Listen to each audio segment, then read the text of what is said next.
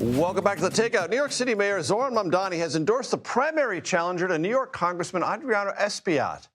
Mamdani says Daria Avila Chevalier represents a new generation of leadership. And this is notable because Espaillat is chair of the Congressional Hispanic Caucus, which is kind of an important position here in D.C. And Mamdani reportedly had planned on backing him. Let's bring in our reporter panel. Matt Brown, politics reporter for the Associated Press. Daniella Diaz covers politics for NOTUS, which as of Wednesday will be known as The Star. So what do we think about this? Mamdani sort of flexing a little bit of endorsement muscle? He has a lot of power right now. He won.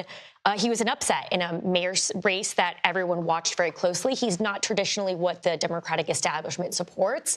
It is very controversial that he endorsed an opponent, Adriano Espaillat, who, of course, as you noted, is the chair of the Congressional Hispanic Caucus, has a lot of influence on the Democratic caucus, House Democrats.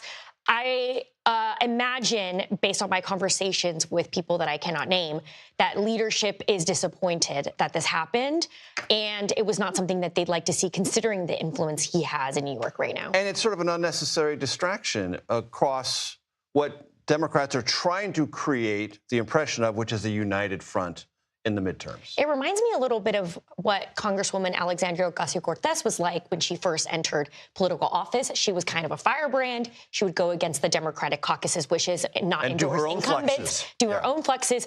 What we've seen from her recently is a very much tamped down, join the caucus, be part of the effort, and that united message. And it seems that potentially Zohran Mamdani might have to have a similar awakening with the Democratic Party too, Major. Before we went to break, we sort of infected everyone watching and listening with the earworm that is Vanilla Ice from the early 1990s. We do apologize for that if you're offended, whatever. But he is part of a broader story, Matt, which I want you to help my audience understand. So there's this 250th concert that now has a lot of Trumpian overtones, and several artists didn't think they would have so many Trumpian overtones. Got some blowback on social media, possibly within their own agencies, whatever. So let's go over the list of people who were on board and are now off board. Morris Day and the Time, Young MC, the Commodores, Martina McBride, Bret Michaels. What to make of all this?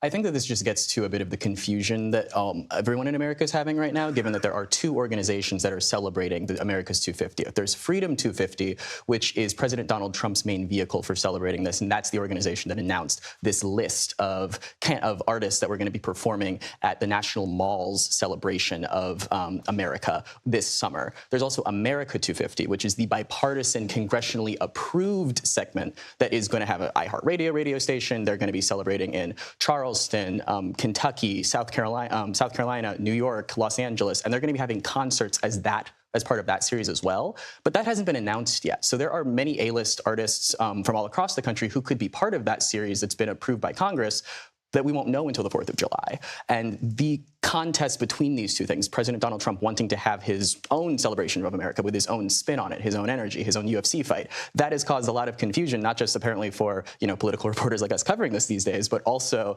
the American people and apparently the artists who are trying to be involved. Thank you so much for explaining that, because I think the average person has no idea that there are two competing entities trying to have celebrations and then book guests or artists for them. Yeah, it's a brand fight. And we're just trying to celebrate a birthday here, and it's really led to Daniella. I mean, it's the America's 250th. We should all celebrate the fact that the country is existing. Kind of a universal civic event. Universal, and there's been a lot of improvements here in Washington D.C. to prepare for that. Parks renovated, which the president wants credit for. He probably deserves some. Some credit for it, but I think it speaks to a bigger issue that is right now President Donald Trump's image is not so far the most bipartisan message and artists are not eager to be associated with it. Let's be clear. Let's just cut right to the chase. In this second term, he has gone way overboard in making sure things look like him or have his aesthetic attached to them. The White House, the ballroom, the thing on the arch or whatever by Arlington National Cemetery, the Kennedy Center, the Institute of Peace, et cetera, et cetera. Matt?